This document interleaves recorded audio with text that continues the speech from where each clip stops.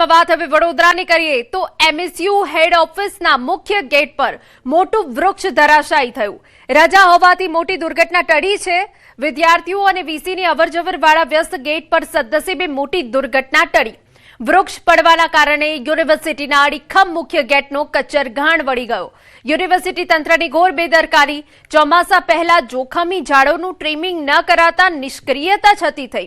ઘટનાના કલાકો વીતી ગયા હોવા છતાં યુનિવર્સિટી તંત્ર દ્વારા કોઈ કામગીરી નહીં। એમએસયુ પ્રશાસન અને પાલિકાની પ્રી મોન્સૂન કામગીરી સામે સવાલ।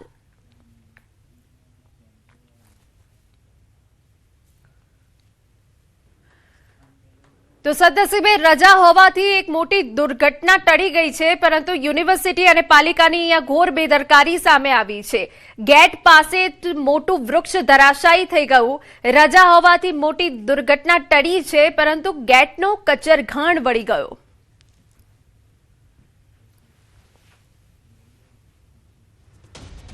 સમાચાર નર્મદામાંથી। નાંદોદ તાલુકાના લાછરસ ગામે વાવાઝોડા સાથે વરસાદ આવ્યો। મોડી રાત્રે ભારે પવન ફૂંકાતા એક ઘર ધરાશાયી થયાનું પણ સામે આવ્યું। 11 વર્ષીય બાળકીનું ઘરના કાટમાળમાં દટાઈ જવાથી મોત થયું। આ બાળકી તેના માતા પિતા સાથે સૂતી હતી અને અચાનક વાવાઝોડું આવતા બાજુની દિવાલ ધરાશાયી થઈ। બાદમાં ઉપરનો સ્લેબ પણ પડ્યો। ઘટનામાં નીચે સૂઈ રહેલા પરિવારનો આબાદ બચાવ થયો। 11 વર્ષીય બાળકીનું ઘટના સ્થળે મોત થતા ગામ શોકમાં ફેરવાયું। તેમજ ગ્રામજનોનું કહેવું છે કે બાળકીના પરિવારને તંત્ર મદદરૂપ થાય।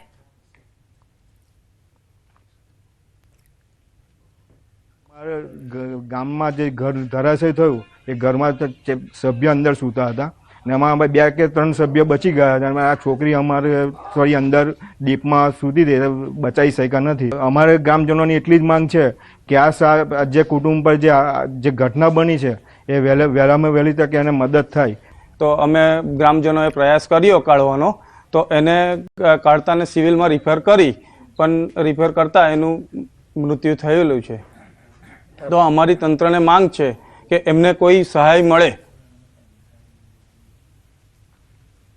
છોટાઉદેપુરથી સમાચાર। ભારે પવનના કારણે રેલવે ટ્રેક પર ઝાડ પડ્યું। જબુગામ નજીક રેલવે ટ્રેક પર ઝાડ પડ્યું। ઝાડ પડતા વીજ લાઇનમાં નુકસાન। વાવાઝોડા સાથે થયેલા વરસાદને લઈ રેલ સેવા પર અસર। વડોદરા અને મધ્યપ્રદેશના જોબટને જોડતી રેલ સેવા ખોરવાઈ ગઈ। રેલ વિભાગની જાણ થતા કામગીરી શરૂ કરાઈ।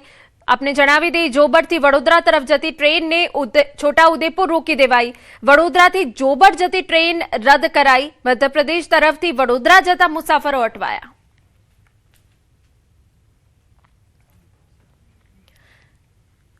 સમાચારમાં આગળ વધીએ તો ગુજરાતમાં વરસાદની આગાહી। વેસ્ટર્ન ડિસ્ટર્બન્સના કારણે વરસાદ પડી શકે। સાયક્લોનિક સર્ક્યુલેશન ટ્રફથી વરસાદ રહેશે। 6 દિવસ પવન સાથે વરસાદી આગાહી। 40 થી 50 પ્રતિ કલાકની ઝડપે પવન ફૂંકાશે। અરવલ્લી, મહીસાગર, દાહોદમાં પવન સાથે વરસાદી આગાહી છે। નર્મદા, તાપી, ડાંગ સહિતના વિસ્તારમાં વરસાદની આગાહી છે। અમદાવાદ, ગાંધીનગરમાં 40 ડિગ્રી તાપમાન રહેશે। અમદાવાદમાં સાંજે વરસાદ પડી શકે। આઈપીએલમાં મેચમાં વરસાદની શક્યતા છે। 2 દિવસ માછીમારોને દરિયો ન ખેડવા સૂચના।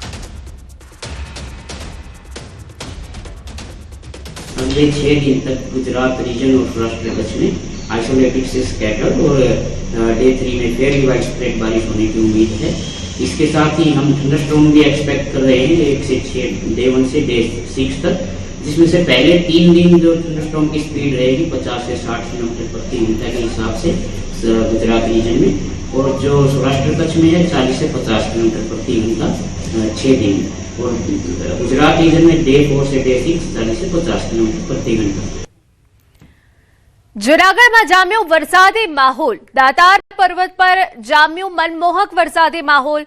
વાદળોથી ચાદરથી ઢંકાયો પર્વત। દાતાર પર્વત ઉપર ઘનઘોર વાદળો છવાતા કુદરતી સૌંદર્ય ખીલી ઉઠ્યું। પ્રી મોન્સૂન એક્ટિવિટીને પગલે દાતાર વિસ્તારમાં વાતાવરણમાં પલટો આવ્યો। ઠંડા પવનો અને વાદળછાયા વાતાવરણથી લોકોને ગરમીમાંથી રાહત મળી। દાતારની ટેકરીઓ પર વાદળોના અદ્ભુત દ્રશ્યો જોવા મળ્યા, જેના કારણે પ્રવાસીઓ ઉમટી પડ્યા।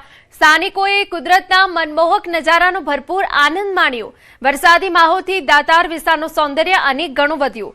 ચોમાસાના આગમનની આહટ વચ્ચે દાતાર પર્વત પર રમણીય માહોલ સર્જાયો। વાતાવરણમાં ઠંડક પ્રસરી। જૂનાગઢ વાસીઓમાં ખુશીનો માહોલ।